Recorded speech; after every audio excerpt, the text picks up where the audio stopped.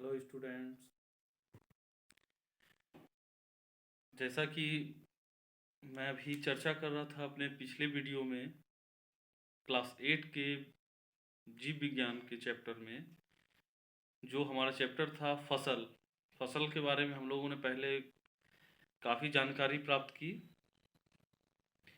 और हम लोग खेती के कैसे हम लोगों ने खेती की शुरुआत की, हमारे आदि मानव हमारे पूर्वजों ने। इसको जानने के बाद हम लोग उसके सिलसिलेवार ढंग से हम लोग अभी अध्ययन कर रहे थे पिछले अपने यूट्यूब चैनल में। अगर आपने नहीं देखा होगा तो उसे आप पहले देख लें, तो उसका बेसिक हम लोगों को पता चल जाएगा। अब उसके बाद हम लोग उस अधूरे यूट्यूब के वीडियो को हम लोग अभी आगे बढ़ाएंगे। हम लोगों ने बात की थी कृषि के विभिन्न चरणों के बारे में। पहले मिट्टी की तैयारी, बीजों का चयन, बुआई, सिंचाई, निराई, कटाई, गहाई, उगाई, उसाई, सफाई और भंडारण के बारे में हम लोगों ने बात किया था। तो हम लोग सिलसिलेवार ढंग से अगर हम लोग बात करें तो हम लोग मिट्टी की तैयारी के बारे में हम लोगों ने थोड़ी बहुत बात की थी उसमें, कि हम लोग मिट्टी की सबसे पहले जुताई करते हैं। जुताई करने का मतलब होता है मिट्टी का उलट पुलट होना। मिट्टी के ऊपरी सतह में जो भी उपजाऊ मिट्टी सतह होती हैं, उलट पुलट करने से वो मिट्टी के ऊपरी हिस्से की उपजाऊ मिट्टी वो नीचे की ओर चली जाती है, जहाँ पर बीजों का बोया जाना और उससे उसके पैदावार में अच्छी वृद्धि हो। इसलिए हम लोग उसको जुताई की प्रक्रिया बहुत ज़रूरी है। अब उस जुताई के क्रम में हम लोग उस खेत के उस मिट्टी में बड़े बड़े मिट्टी के ढेले रह जाते हैं, तो उस पर काम करना, कृषि कार्य करना भी आसान नहीं होगा। तब उसे उस बड़े ढेलों को तोड़ करके छोटे टुकड़े में और उसका समतलीकरण किया जाता है चौकी द्वारा, पटरा या चौकी के द्वारा। वो बैलों की मदद से और गाड़ियों की मदद से, ट्रैक्टर की मदद से भी की जाती है। पहले हल के द्वारा खेती होती थी, लकड़ी के बने हुए हल के। अब ट्रैक्टर द्वारा भी होती है, काफ़ी सुविधा हो चुकी है। अच्छा, इसके बाद हम लोग पढ़ रहे थे ह्यूमस। खेती के जुताई से पहले हम लोग देखते होंगे खेत में बहुत सारे पेड़ पौधे फालतू उग जाते हैं, तो उनको क्या करना, उखाड़ना बहुत मेहनत की बात है। उसको क्या करते हैं, जुताई के समय में उसको एक साथ जुताई कर दिए, वो मिट्टी के अंदर ही दब गए और दबने के बाद वो सड़ करके ह्यूमस के रूप में बदल जाते हैं, जो कि मिट्टी में फसलों की उर्वरा शक्ति को बढ़ाने में मदद करती है।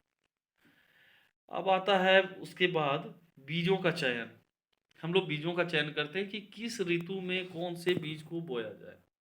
ठीक है, किस ऋतु में बीज को बोया जाए और अच्छे बीजों को बोया जाए। तो उसको बोने के लिए हम लोग क्या करते हैं कि सबसे पहले उनको हम लोग अच्छे रसायन युक्त जल में उसके बीजों को डालते हैं। जो स्वस्थ बीज होंगे वो पात्र के तल में वो जमा हो जाएंगे, और जो खराब बीज होते हैं, रोग युक्त बीज होंगे, वो ऊपरी सतह में तैरने लगेंगे। तो उसे छानकर हम लोग हटा लें, तो स्वस्थ बीज हम लोगों के पास प्राप्त हो गई। उसके बाद आती है बुआई की प्रक्रिया। बुआई की प्रक्रिया क्या होती है, मिट्टी में बीजों को बोना बुआई कहलाती है। तो एक तो हम लोग मिट्टी तैयार हो चुकी है, अब उसके अंदर हम लोग एक ध्यान देना होगा कि बीजों को उचित गहराई में बोएं और उचित दूरी में बोना जरूरी है। अगर नज़दीक नज़दीक बो दिया जाए तो सारे बीजों को पोषक तत्व आसानी से नहीं मिल पाएगा, पूरी तरह नहीं मिल पाएगा, और फसल की उत्पादन क्षमता कम हो जाएगी खेत के द्वारा। तो इसलिए उचित दूरी भी होनी जरूरी है और उचित गहराई में भी बोना जरूरी है। और कुछ पौधों का डायरेक्ट बीजों को नहीं बोया जाता है, उसको नर्सरी में उपजाया जाता है, और उस उपजाने के बाद उनको वहाँ से उखाड़ कर उसकी मोरी को, यानी उसके स्वस्थ पौधों को वहाँ से उखाड़ कर के खेतों में ला करके उसे निश्चित दूरी पर बोया जाता है।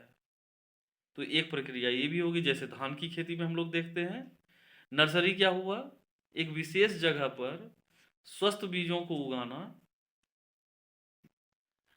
और उगे हुए पौधे को नवोद्भिद पौधे कहते हैं, और वैसे जगह जहाँ उगाया जा रहा है उसको नर्सरी कहते हैं। ये जानना हम लोग को जरूरी है। अगर हम लोग उचित गहराई में नहीं बोएंगे तो बीज क्या हो जाएगा, चिड़ियों के द्वारा, पक्षियों के द्वारा वो चुग लिया जाएगा, खा लिया जाएगा, तो फिर फसल तो प्राप्त नहीं होगी। इसलिए उसको निश्चित गहराई में बोना भी बहुत ज़रूरी है। बहुत ज़्यादा गहराई में भी नहीं होना चाहिए और बहुत ऊपर भी नहीं होना चाहिए। अब है कि खेती को हम लोग अच्छे ढंग से करें, उसमें फसल बहुत अच्छे से हो, तो इसके लिए ज़रूरी है हम लोग वहाँ खाद और उर्वरक का प्रयोग करें, जिससे उर्वरा शक्ति जमी मिट्टी की बनी रहे। तो खाद क्या हो गया, पहले ये जानना ज़रूरी है। खाद है हम लोगों का जीव जंतु या पेड़ पौधों के अपशिष्ट मल मूत्र को हम लोग एक जगह जमा करते हैं किसी गड्ढे जैसे जगह पर, और ऊपर से ढक कर कुछ दिन छोड़ दिया जाता है। सूक्ष्म जीवों के द्वारा वो अपघटित होकर के खाद का रूप लेती है। ये खाद अगर हम लोग मिलाते हैं खेत की मिट्टी में, तो खेत की उर्वरा शक्ति काफ़ी बढ़ जाती है और वहाँ उत्पादन काफ़ी होगा। और ये बहुत ही अच्छा साधन है फसल उपजाने का, जिससे और उस उपज होने वाले फसल से हम लोगों के शरीर में कोई ज़्यादा हानि नहीं होती है, काफ़ी उपजाऊ होती है। और लेकिन हम लोग को समय समय उर्वरक की भी आवश्यकता होती है, क्योंकि जो मृदा में जो हम लोग मिट्टी में जो उर्वरक जो रसायन कुछ पोषक तत्व की ज़रूरत होती है, जो खाद के द्वारा नहीं मिलेगी, वो हमें उर्वरक के द्वारा मिलती है, जैसे नाइट्रोजन, फास्फोरस और पोटेशियम। यानी हम लोग एक तरह के उर्वरक की बात करें जो एनपीके उर्वरक के नाम से मार्केट में उपलब्ध है, तो वो हम लोग उपयोग में लाते हैं। तो उससे मिट्टी में पोषक तत्व की भी प्राप्ति होगी, अब वो आसानी से पौधों को वृद्धि करने में मदद करेगा और ज़्यादा से ज़्यादा उत्पादन होगी। अच्छा, अब हम लोग बात करें। अच्छा, खाद तो हम लोग समझ गए कि हम लोग खेत में ही उपजा के उसको तैयार कर सकते हैं।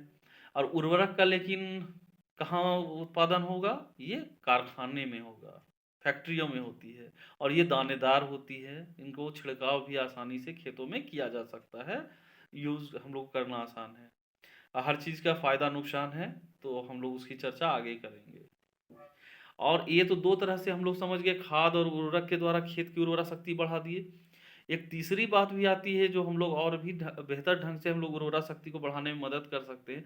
लगातार खेतों में खेती नहीं करनी चाहिए। एक फसल के बाद दूसरे फसल को उपजाते हैं, लेकिन दूसरे फसल के बाद हम लोगों को चाहिए कि एक फसल की जो समय सीमा है, उसको खेत को परती रखा जाए, इससे भी उर्वरा शक्ति बढ़ती है। तो क्यों इस तरह से बढ़ जाएगी, परती छोड़ने से किस तरह से बढ़ेगी, इसको समझना होगा।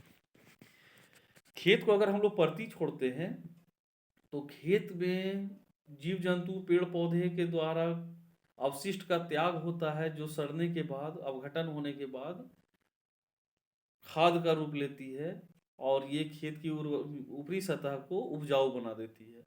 अब फिर जब एक सीजन के बाद जब वो मिट्टी की जुताई होगी, तो उर्वरा शक्ति युक्त तो मिट्टी फिर उलट पुलट होने के बाद खेत फसल पौधों के लिए तैयार हो जाती है।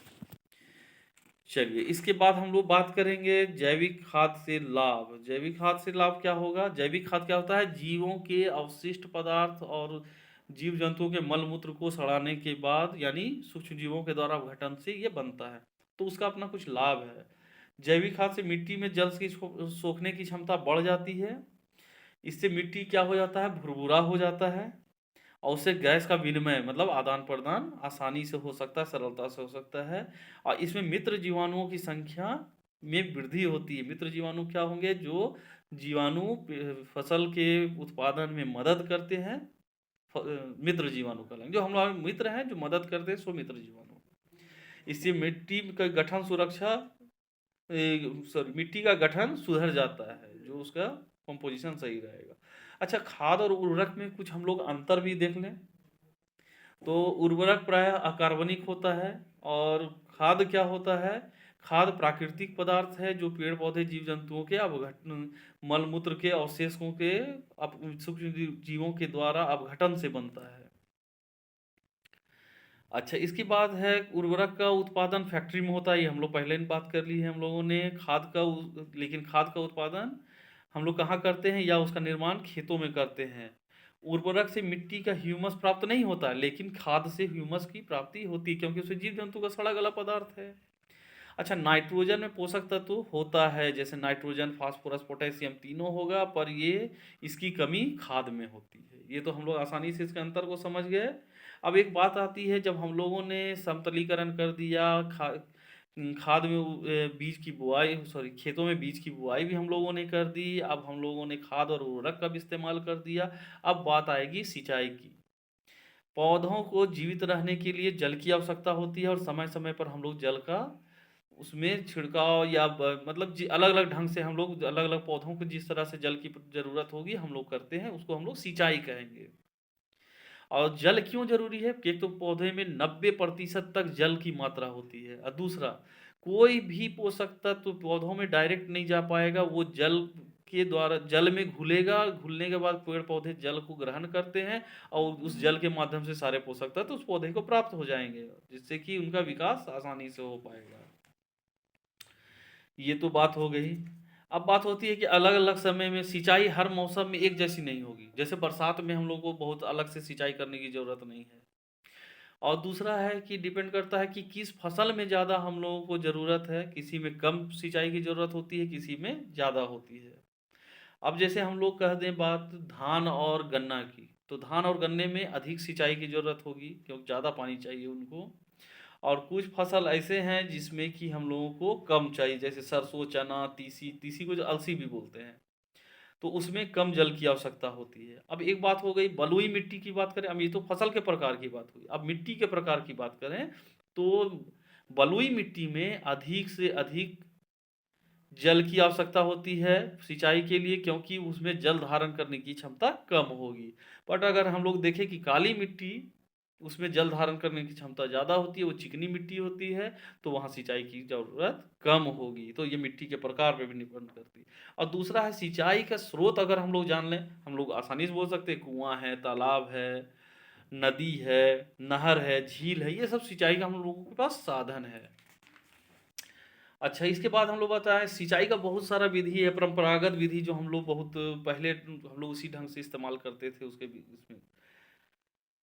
तो हम लोग कुआं के द्वारा भी करते थे। कुआं में बहुत रस्सी से खींच करके पानी निकालते थे, या बहुत बड़े बांस को लगा करके उसमें रस्सी बांध करके पीछे वजन बांध करके जल को निकाला जाता था। अच्छा, सिंचाई पौधों में अलग अलग ढंग से की जाती है। छिड़काव द्वारा, खेत के बीच से बहुत सारा पाइप के द्वारा जल को प्रवाहित किया जाता है, उसमें से फुब्बारे की तरह पानी को खेतों में छिड़काव किया जाता है। आगे में उसमें नोजल लगा रहता है जो घूम घूम करके पानी को बारिश की तरह कराता है पूरे खेतों में। तो एक छिड़काव तंत्र में ये हो गया। और ये बलुई मिट्टी में बहुत ज़रूरी है इस तरह की का हम लोगों का छिड़काव करना, सिंचाई की व्यवस्था। अब ड्रिप विधि, ड्रिप क्या होता है? पौधों के जड़ों में उस तरह की व्यवस्था की जाती है कि जड़ तक वो पानी जाए और बूंद बूंद करके गिरता रहे, जिससे कि कम जल में भी ज़्यादा सिंचाई की व्यवस्था हो पाएगी। ठीक है। इसके बाद इससे पानी भी कम बर्बाद होता है। और ये और जहाँ जल की कमी है ऐसे क्षेत्रों के लिए ये विधि वरदान की तरह काम करता है। और हम लोग बात करें निराई की, निराई क्यों जरूरत है? निराई पहले समझ में आनी चाहिए, निराई है क्या। खेतों में उगने वाले अवांछनीय मतलब बेकार पौधे, जिनकी जरूरत नहीं है और पौधों को वो नुकसान ही पहुंचाएंगे क्योंकि उसका पोषक तत्व तो खींच लेंगे, तो उसके विकास में वृद्धि होगी, ऐसे पौधे को हम लोग खरपतवार कहते हैं। उनको हाथों से, खुरपी से, मशीनों के द्वारा उखाड़ के फेंकना, हटाना निराई कहलाता है। और उसको हम लोग तो एक तो बता दिए हाथों से, खुरपी से, सबसे करते हैं, और दूसरा कुछ हम लोग रसायन का भी इस्तेमाल करते हैं उसको खत्म करने के लिए। तो उसको खरपतवार नाशी कहते हैं ऐसे रसायन को। तो लेकिन उसका इस्तेमाल बहुत ही ढंग से करनी चाहिए, क्योंकि उसके छिड़काव से हम लोगों के शरीर पे भी विपरीत प्रभाव पड़ सकता है, इसलिए नाक मुंह को ढक करके अच्छे से तभी करना चाहिए। अब इसके बाद इतना होने के बाद हम लोग क्या करते हैं कि अब फसल कटाई का समय आता है। फसल अब एक समय की नियत समय के बाद पक कर तैयार है। फसल पकने के बाद वो लगभग पीले कलर का हो जाएगा, उसको हंसिया से हम लोग कटाई कर लेते हैं, खुरपी से। ठीक है, या हार्वेस्टर से, बड़े स्तर पे करते हैं तो हार्वेस्टर से करते हैं, उसकी कटाई हो गई। खरीफ की फसल जैसे धान, मक्का, बाजरा, ज्वार आदि की कटाई सितंबर अक्टूबर महीने में होती है। और जबकि रबी फसल की कटाई तुम्हारी हम लोगों की होती है, गेहूं, चना, सरसों आदि की मार्च अप्रैल के लगभग में होती है। हार्वेस्टर द्वारा ऊपर से काट लिया गया अनाज को। अब बच गया उसका, पूरी डंठल बच गई, उसका पौधा बच गया। अब क्या उसको हम लोग जला दें? नहीं जलाना चाहिए, इससे वायु प्रदूषण हो सकता है। अब उसको चाहे उसको उसी में छोड़ देना चाहिए, सड़ करके वो मिट्टी में मिल जाएगा और वो ह्यूमस का फॉर्म ले के रूप ले लेगा, जिससे खेती में बहुत मदद मिलेगी। अब ये फसल को कटने का जो समय होता है, इसको हम लोग कटाई पर्व के रूप में हम लोग मनाते हैं। इसको जैसे पोंगल है, वैसाखी है, होली है, दिवाली है, बिहू बिहू है, ये सब हम लोग फसल कटाई का समय होता है, इसको हम लोग कटाई पर्व की तरह मनाते हैं। अब लास्ट आता है हमारा भंडारण।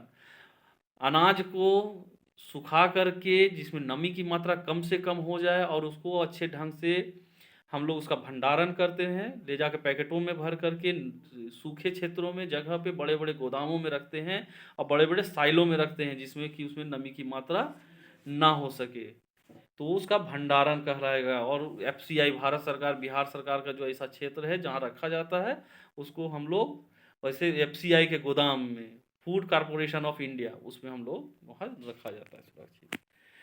तो काफ़ी अच्छा लगा आप लोगों को इसको फसल चैप्टर को ख़त्म करने के लिए। Thank you.